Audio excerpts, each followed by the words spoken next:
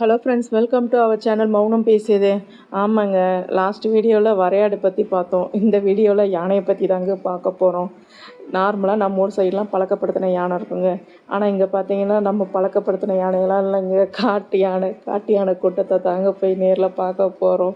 ரொம்பவே த்ரில்லிங்காக இருந்துச்சுங்க. அந்த ஜிப்லைனில் போகிறது எவ்வளோ த்ரில்லிங்காக இருக்குமோ அது போல் இந்த யானையை பார்க்குறது த்ரில்லிங்காக தாங்க இருந்தது. போனீங்கன்னா வைல்ட் அனிமல்ஸ் ஈஸியாக பார்க்க முடியும்னு கேள்விப்பட்டிருக்கேங்க. எனக்கு யானைனா ரொம்ப பிடிக்கும்.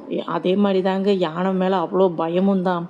சரி, நமக்கு சான்ஸ் கிடைச்சா யானையை நேரில் பார்ப்போம் அப்படின்னு பார்த்தாங்க. அன்ஃபார்ச்சுனேட்லி எனக்கு சான்ஸ் கிடச்சிருச்சுங்க.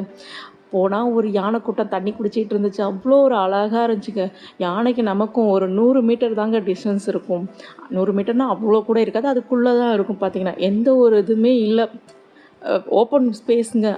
பார்த்தீங்கன்னா நினச்சா யானை வந்தால் ஓடுறது கூட நம்மளால் முடியாது. பயத்தில் எங்கே ஓட முடியும்? ஊர் சைடுனா சரி, கோவில் யானை பழக்கப்படுத்தி வச்சுவா, கூடவே ஒரு பாகன் இருப்பார், கண்ட்ரோல் பண்ணுவார்.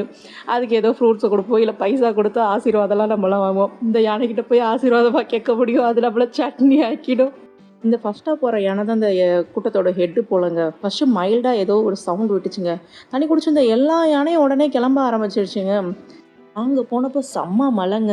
மழையாவது வெயிலாகுது, நம்ம போனது யானை கூட்டத்தை பார்க்க. கிடச்சிருச்சு யானை கூட்டம் ஒன்று. சரின்னு நல்லா வேடிக்கை பார்த்துட்டு இருந்தேங்க. ஃபஸ்ட் டைம் இவ்வளோ யானையை ஒரே பிளேஸில், அதுவும் காட்டு யானையை பார்க்குறோம் அப்படிங்கிறப்ப சொல்ல வேணும், எக்ஸைட்மெண்ட் தாங்கலைங்க.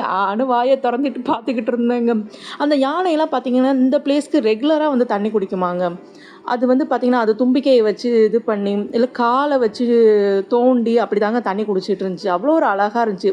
இதிலலாம் ஒரு யானை வந்து வாட்டர் பாட்டில் கிராஸ் ஆச்சுங்க.